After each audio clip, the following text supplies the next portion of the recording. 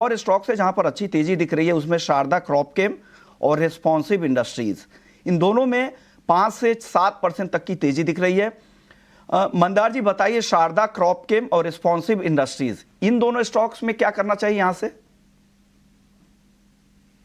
विश्वमोहन जी, देखिए दोनों में मुझे लगता है शारदा क्रॉप में ज्यादा बढ़िया फॉर्मेशन है। फिलहाल 456 के लेवल पे ट्रेड कर रहा है। वॉल्यूम्स आप देखो, बहुत जबरदस्त वॉल्यूम्स ट्रेड कर रहा है।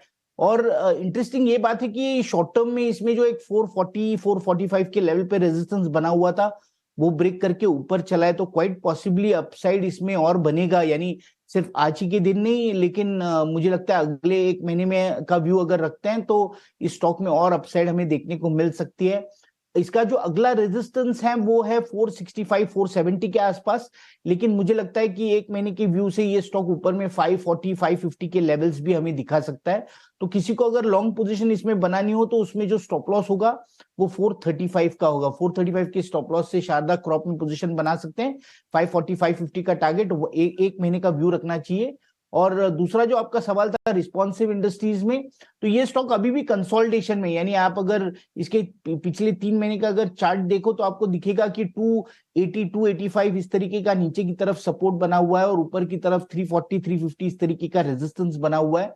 तो ये दो लेवल्स के बीच में फिलहाल कंसोलिडेट कर रहा है। तो ये कंसोलिडेशन और शुरू रहेगा जब तक ये लेवल्स ब्रेक नहीं होती हैं। सो दोनों में शारदा क्रॉप ये ज्यादा बेटर स्टॉक है।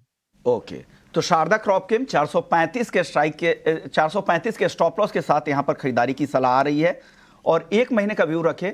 500 के ऊपर का टारगेट भी आपको यहां पर दिखेगा। दो और स्टॉक्स जहां पर आज अच्छी तेजी दिख रही है वो है पॉलीप्लेक्स कॉर्प और दूसरा भारत डायनेमिक्स। यहां पर 6% के आसपास की तेजी दोनों में ही दिख रही है, पॉलीप्लेक्स और भारत डायनेमिक्स।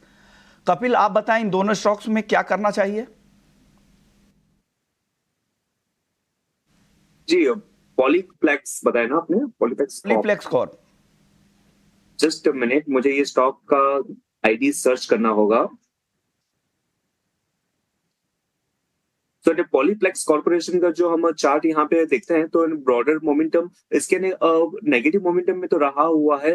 स्ट्रक्चर वाइज एक अच्छे सपोर्ट लेवल के यहाँ पे आ गया है। नो डाउट आज के दिन में हमने एक काफी अच्छी मोमेंटम देखने मिली हुई है, लेकिन स्ट्रक्चर अभी भी इसका इतना रिपेयर हो गया है वैसा मुझे नहीं लग रहा है। ऊपर के लेवल पे कहाँ ना कहाँ पे स्टॉक प्राइस के जो 1550 के लेवल के यहाँ पे फिर से वो रेजिस्टेंस फेस कर सकता है। तो स्ट्रक्चर वीक है और आज के मोमेंटम के बाद में एक रेजिस्टेंस लेवल के नजदीक भी पहुंच जाएगा। तो मुझे यहाँ पे रिस्क और रेशियो इतना एडजस्टेड नहीं लग रहा है। और वैसे भी जब भी हम बाय का व्यू कहते हैं तो मोमेंटम और स्ट्रक्चर दोनों ठीक होते हैं। तो यहाँ पे स्ट्रक्चर ठीक है लेकिन मोमेंटम में इतना एब्सेंस मुझे देखने मिल रहा है, तो यहाँ पे तो इमीडिएटली कोई बाय का व्यू नहीं बनेगा इस पे।